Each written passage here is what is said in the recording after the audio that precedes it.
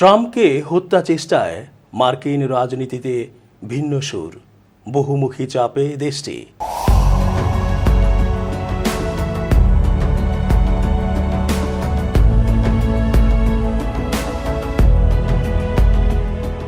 আসসালামু আলাইকুম সুপ্রিয় দর্শক, চেঞ্জ টিভির আন্তর্জাতিক চোখ অনুষ্ঠানে আমি এস.জি. রতন আপনাদের প্রত্যেককে আমন্ত্রণ।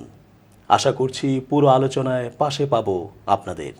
ইরাকের বাগদাদ বিমানবন্দরে মার্কিন প্রেসিডেন্ট ডোনাল্ড ট্রাম্পের নির্দেশে রকেট হামলা চালিয়ে শুক্রবার ৩ জানুয়ারি ২০২০ সালে ইরানের আল কুদস ফোর্সের প্রধান ও বিপ্লবী গার্ডস বাহিনীর কমান্ডার মেজর জেনারেল কাসেম সোলেমানিকে হত্যা করা হয়।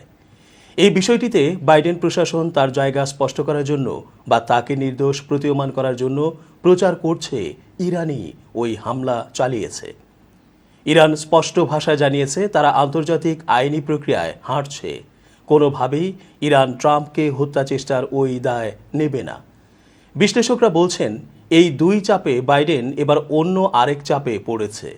কারণ ইরান যদি আসলেই ওই হামলায় সম্পৃক্ত না থাকে তাহলে এই হত্যা চেষ্টার দায় বাইডেনের কাঁধে চাপছে। কারণ সামনের নির্বাচনে বাইডেন কখনোই চাইবে না ট্রাম্প আবার ক্ষমতায় আসুক, বরং কমলা হ্যারিসকেই তিনি ক্ষমতায় দেখতে চান। অপরদিকে ইরান যদি দায়ী হয়ও তাও সমস্যা, কারণ ইরান তাদের একেবারে বুকের কাছাকাছি এসে গেছে। নিজেদের দেশের লোকদেরকেই কাজে লাগিয়ে তারা পৌঁছে গেছে প্রেসিডেন্ট প্রার্থীদের কাছে, অর্থাৎ মূল রাজনীতিকদের কাছে। ফলে এই রিস্ক থেকে বাইডেনও নিরাপদ নন, কমলা হ্যারিসও নন। ফলশ্রুতিতে পুরো আমেরিকাই আসলে ঝুঁকির মধ্যে পড়ে গেছে, যা ইরানের পক্ষেই সম্ভব। সাবেক মার্কিন প্রেসিডেন্ট ডোনাল্ড ট্রাম্প বলেছেন তার এতক্ষণে লাশ হয়ে যাওয়ার কথা ছিল, তবে ভাগ্যক্রমে বা ঈশ্বর তাকে বাঁচিয়েছেন। হত্যা চেষ্টা থেকে বেঁচে যাওয়ার পর মার্কিন রক্ষণশীল সংবাদ মাধ্যম ওয়াশিংটন এক্সামিনারকে দেয়া সাক্ষাৎকারে ট্রাম্প এ কথা বলেন। গত শনিবার সন্ধ্যায় পেনসিলভানিয়ায় নির্বাচনী সমাবেশে বক্তৃতার সময় ট্রাম্পকে গুলি করা হয়। গুলি তার ডান কানে লাগে, তাকে রক্তাক্ত অবস্থায় মঞ্চ থেকে সরিয়ে নেওয়া হয়। এ হামলার ঘটনায় দর্শক সারিতে থাকা একজন নিহত হন। ট্রাম্পকে লক্ষ্য করে গুলি ছুঁড়েছিলেন টমাস ম্যাথিউ ক্রুকস নামের ২০ বছর বয়সী এক তরুণ। তিনি রিপাবলিকান পার্টির নিবন্ধিত ভোটার ছিলেন। আইন শৃঙ্খলা রক্ষাকারী বাহিনীর গুলিতে তিনি নিহত হন। সাক্ষাৎকারে ট্রাম্প বলেন, সবচেয়ে অবিশ্বাস্য ব্যাপারটি ছিল আমি কেবল আমার মাথা ঘুরিয়েছিলাম না, বরং সঠিক সময়ে এবং সঠিক পরিমাণে ঘোরাতে পেরেছিলাম। তিনি বলেন, অন্যথায় যে বুলেটটি তার কানে আঘাত করেছে তা সহজেই তাকে হত্যা করতে পারত। তিনি বলেন, আমার মারা যাওয়ার কথা, আমার এখানে থাকার কথা নয়। তিনি বলেছেন সামনের বৃহস্পতিবার রিপাবলিকান পার্টির কনভেনশনে তিনি অসাধারণ এক ভাষণ দেবেন। এতে তিনি দেশকে ঐক্যবদ্ধ হওয়ার আহ্বান জানাবেন। রিপাবলিকান পার্টির জাতীয় সম্মেলনে অংশ নিতে ট্রাম্প এর আগের দিনই উইসকনসিনের মিলওয়াকিতে যান। এখানে সম্মেলনে ট্রাম্পকে আনুষ্ঠানিকভাবে প্রেসিডেন্ট নির্বাচনে রিপাবলিকান পার্টির প্রার্থী হিসেবে ঘোষণা দেবার আয়োজন হয়। ট্রাম্পের ডান কান সাদা ব্যান্ডেজ দিয়ে ঢেকে রাখা হয়েছিল।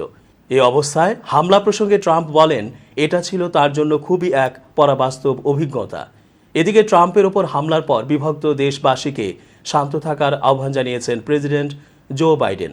রোববার ওভাল অফিস থেকে দেশবাসীর উদ্দেশ্যে ভাষণে বাইডেন বলেন, আপনারা জানেন আমাদের দেশের রাজনৈতিক পরিবেশ বেশ উত্তপ্ত হয়ে উঠেছে, এটা শীতল করে আনা দরকার। তিনি আরও বলেন, যুক্তরাষ্ট্রের রাজনীতিকে আক্ষরিক অর্থে যুদ্ধক্ষেত্র, বিশেষত হত্যার ক্ষেত্র হতে দেয়া ঠিক হবে না। 4 দশকেরও বেশি সময়ের মধ্যে যুক্তরাষ্ট্রে প্রথমবারের মতো এমন একজন নেতা হত্যা প্রচেষ্টায় আহত হলেন, যিনি দেশটির প্রেসিডেন্ট ছিলেন। আমেরিকান ইতিহাসের একটি বিপজ্জনক মুহূর্তে রাজনৈতিক সহিংসতার ঘটনাটি ঘটল। খবর বিবিসি ও নিউ ইয়র্ক টাইমসের। সাবেক president George H.W. Bush, Bill Clinton, George W Bush এবং বারাক ওবামা তাদের মেয়াদের সময় বা তার পরে ব্যর্থ হামলার শিকার হয়েছিলেন। তবে ট্রাম্পই প্রথম কোনো সমসাময়িক বা সাবেক প্রেসিডেন্ট যিনি 1981 সালে রোনাল্ড রিগানকে গুলি করার ঘটনার পর সহিংসতার ঘটনায় আহত হলেন। যুক্তরাষ্ট্র কর্তৃপক্ষ সাম্প্রতিক বছরগুলোতে প্রধান দুটি দলে নির্বাচিত এবং অন্যান্য কর্মকর্তার বিরুদ্ধে হুমকি বৃদ্ধির কথা জানিয়েছে। ট্রাম্পের মুখে রক্ত নিয়ে মুষ্টিবদ্ধ হাত ছুঁড়ে এবং সিক্রেট সার্ভিসের সদস্যদের সঙ্গে মঞ্চ থেকে তাড়াহুড়ো করে বেরিয়ে যাওয়ার বিরল চিত্রগুলো শুধু ইতিহাস তৈরি করবে না, সেগুলো আগামী নভেম্বরের প্রেসিডেন্ট নির্বাচনের পথ বদলে দিতে পারে। রাজনৈতিক সহিংসতার জঘন্য কাজটি নির্বাচনী প্রচারে অনিবার্যভাবে প্রভাব ফেলবে। ট্রাম্পের রক্তক্ষরণের ছবি, প্রতিবাদী মুষ্টিবদ্ধ হাত রাজনৈতিক প্রচারের অনুষঙ্গ হবে। ট্রাম্পের ছেলে এরিক ট্রাম্প দ্রুতই সোশ্যাল মিডিয়ায় লিখেছেন, এমন যোদ্ধাই আমেরিকার দরকার। তাকে যখন সিক্রেট সার্ভিসের এজেন্টরা নিরাপদে বের করে নিয়ে যাচ্ছিলেন, সে সময় সমাবেশ স্থলে তার এক অনুসারী চিৎকার করে বলেছিলেন যে ট্রাম্প আজই প্রেসিডেন্ট পদে জিতে গেলেন, তিনি একজন শহীদ। প্রেসিডেন্ট জো বাইডেন হামলার পরপরই টিভিতে হাজির হয়ে বলেছেন, আমেরিকায় এ ধরনের রাজনৈতিক সহিংসতার কোনো স্থান নেই। তিনি তার রিপাবলিকান প্রতিদ্বন্দ্বীর জন্য উদ্বেগ প্রকাশ করেছেন। শুধু তাই নয়, বাইডেন সব নির্বাচনী প্রচারণা বন্ধ করে দিয়েছেন এবং যত তাড়াতাড়ি সম্ভব তার টেলিভিশন বিজ্ঞাপনও সরিয়ে নেওয়ার জন্য কাজ করেছেন। তিনি স্পষ্টভাবে বিশ্বাস করেন, এই সময়ে ট্রাম্পকে আক্রমণ করা অনুচিত হবে, বরং তিনি হামলার নিন্দায় সরব হয়েছেন। তবে ট্রাম্পের কিছু ঘনিষ্ঠ মিত্র এবং সমর্থক ইতোমধ্যেই সহিংসতার জন্য বাইডেনকে দায়ী করেছেন। একজন রিপাবলিকান কংগ্রেসম্যান এক্সে একটি পোস্টে বাইডেনের বিরুদ্ধে হত্যায় প্ররোচনা দেওয়ার অভিযোগ করেছেন। অন্য রিপাবলিকান রাজনীতিবিদরাও একই কথা বলেছেন। আমেরিকার রাজনীতিতে একটি বিপজ্জনক সময়ে তারা তাদের বিরোধীদের নিন্দায় মুখর হয়েছেন। ইতোমধ্যেই আমরা দেখতে পাচ্ছি যুদ্ধরেখা টানা হচ্ছে, যা একটি গভীর মর্মান্তিক ঘটনার জন্য খুব কুৎসিত লড়াইয়ের দিকে এগিয়ে যাচ্ছে। এই ঘটনা নির্বাচনী প্রচারণাকে নতুন আকার দেবে। আততায়ীর গুলিতে আহত হওয়ার দুদিন পর কানে ব্যান্ডেজ নিয়ে রিপাবলিকান পার্টির জাতীয় সম্মেলনে হাজির হয়েছিলেন সাবেক প্রেসিডেন্ট ডোনাল্ড ট্রাম্প। সোমবার যুক্তরাষ্ট্রের উইসকনসিন অঙ্গরাজ্যের মিলওয়াকি শহরে এ সম্মেলনে সবার দৃষ্টির কেন্দ্রে ছিলেন তিনি। এতে আনুষ্ঠানিকভাবে ট্রাম্পকে আগামী নভেম্বরে অনুষ্ঠিতব্য নির্বাচনে রিপাবলিকান পার্টির প্রার্থী ঘোষণা করা হয়। ভাইস প্রেসিডেন্ট প্রার্থী হিসেবে বেছে নিয়েছেন তারই এক সময়ের কট্টর সমালোচক ওয়াহিওর সিনেটর জে.ডি. ভ্যান্সকে। মঙ্গলবার সিএনএন এসব তথ্য জানিয়েছে। সম্মেলন কক্ষে প্রবেশের পর দলের নেতাকর্মীরা লড়াই লড়াই বলে স্লোগান দিতে থাকেন। গেল শনিবার উইসকনসিনে নির্বাচনী প্রচারণায় ট্রাম্পের ওপর আততায়ী গুলি চালালে তা তার কান ফুটো করে চলে যায়। অল্পের জন্য বেঁচে যাওয়া ট্রাম্পকে সিক্রেট সার্ভিসের লোকজন সরিয়ে নেওয়ার আগে মঞ্চে ওপরের দিকে হাত তুলে তিনি বলতে থাকেন, লড়াই লড়াই লড়াই। এই শব্দগুলোই আবার দলের জাতীয় সম্মেলনে তিনি শুনতে পেলেন। মিলওয়াকিতে সম্মেলন শুরুর আগেই দোদুল্যমান অঙ্গরাজ্য ওহাইওর জে.ডি. ভ্যান্সকে রানিং মেট বেছে নিয়েছিলেন ট্রাম্প। সংশ্লিষ্ট একটি সূত্র সিএনএনকে জানায়, সম্মেলনে আনুষ্ঠানিকভাবে নাম ঘোষণার 20 মিনিট আগে ট্রাম্প তার সামাজিক যোগাযোগ মাধ্যম ট্রুথ সোশ্যালে ভ্যান্সকে পছন্দের কথা জানিয়েছিলেন। এর আগে গত শনিবার ট্রাম্পের মার এর লাগো ক্লাবে দুই নেতা সাক্ষাৎ করেন। মনে করা হচ্ছে ভ্যান্সের প্রতি কর্মজীবী ভোটারের আস্থাকে কাজে লাগাতে এমন পদক্ষেপ নিয়েছেন ট্রাম্প। এই সিনেটরের স্ত্রী উষা চিলুকুরি ভ্যান্স একজন ভারতীয় বংশোদ্ভূত। কট্টর সমালোচক পুঁজিপতি ভ্যান্সকে বেছে নেওয়া ট্রাম্পের পক্ষে ছিল এক ব্যতিক্রমী পদক্ষেপ। প্রকাশ্যে এবং গোপনে তাকে প্রায়ই ট্রাম্পের সমালোচনা করতে দেখা যেত।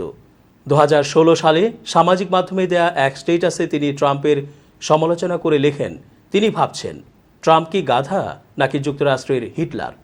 এবার সেই ট্রাম্পই বলছেন জে.ডি. ভ্যান্স সমালোচক থেকে তার সমর্থকে পরিণত হয়েছেন। রিপাবলিকান পার্টির সম্মেলনে ভ্যান্স সরাসরি ট্রাম্পের প্রতি তার সমর্থন প্রকাশ করেন, যা প্রেসিডেন্ট প্রার্থী হতে ট্রাম্পের পথকে আরও প্রশস্ত করেছিল। এ প্রেক্ষাপটে ফ্লোরিডার আদালতের বিচারক ট্রাম্পের বিরুদ্ধে গোপন নথি রাখার মামলা বাতিল করেছেন। রিপাবলিকান পার্টির এই কনভেনশনে আসা অতিথির মধ্যে যুক্তরাজ্যের সাবেক প্রধানমন্ত্রী লিজ ট্রাসকেও দেখা গেছে, যিনি ব্রিটেনে এবারের পার্লামেন্ট নির্বাচনে হেরে গেছেন। বিবিসি লিখেছে, কনভেনশনে ট্রাম্প যখন হেঁটে আসছিলেন এবং ভিআইপি সেকশনের সিঁড়ি ভেঙে মঞ্চে উঠছিলেন, তখন প্রথম হাত মেলান টাকার কার্লসনের সঙ্গে। কার্লসন ডানপন্থী মিডিয়ার গুরুত্বপূর্ণ চরিত্র। এরপর তিনি যখন তার রানিং মেট জে.ডি. ভ্যান্সের পাশে যান, তখন তার কানের ব্যান্ডেজ দেখা গেলে দলীয় সমর্থকরা চিৎকার করে স্লোগান দিতে থাকেন, ইউএসএ ইউএসএ। তারপর বলেন, ফাইট ফাইট ফাইট। অনুষ্ঠানস্থলে আসা ৩৫ বছর বয়সী ইরিন লুকাস বলেন, তিনি একজন মার্কিনী ও রিপাবলিকান হিসেবে গর্বিত। অরিগন অঙ্গরাজ্যের ডেলিগেট জেসিকা ডেভিডসন বলেন, ট্রাম্পের কানের ব্যান্ডেজ তাকে আবেগ আপ্লুত করেছে, কারণ কেউ তাকে হত্যার চেষ্টা করেছে। রিপাবলিকান পার্টির সম্মেলনে বক্তা ছিলেন প্রায় ১ ডজনের মতো। এর মধ্যে রাজনীতিক, কনজারভেটিভ, অ্যাক্টিভিস্ট ও সাধারণ নাগরিকরা ছিলেন। ডোনাল্ড ট্রাম্পের নির্বাচনী প্রচারণায় আর্থিক সহযোগিতা দেওয়ার উদ্যোগ নিয়েছেন ব্যবসায়ী ইলন মাস্ক। ওয়াল স্ট্রিট জার্নালের তথ্য অনুযায়ী এজন্য মাস্ক প্রতি মাসে $৪৫ মিলিয়ন সহায়তা দেওয়ার সিদ্ধান্ত নিয়েছেন। এ অনুদান ট্রাম্পপন্থী তহবিল সুপার প্যাক এ দেবেন তিনি। এর আগে গেল শনিবার হামলার শিকার হওয়ার পর ট্রাম্পের প্রতি আনুষ্ঠানিকভাবে সমর্থন প্রকাশ করেন এ বিলিয়নিয়ার। প্রিয় দর্শক, আজ এ পর্যন্তই। ভালো থাকুন।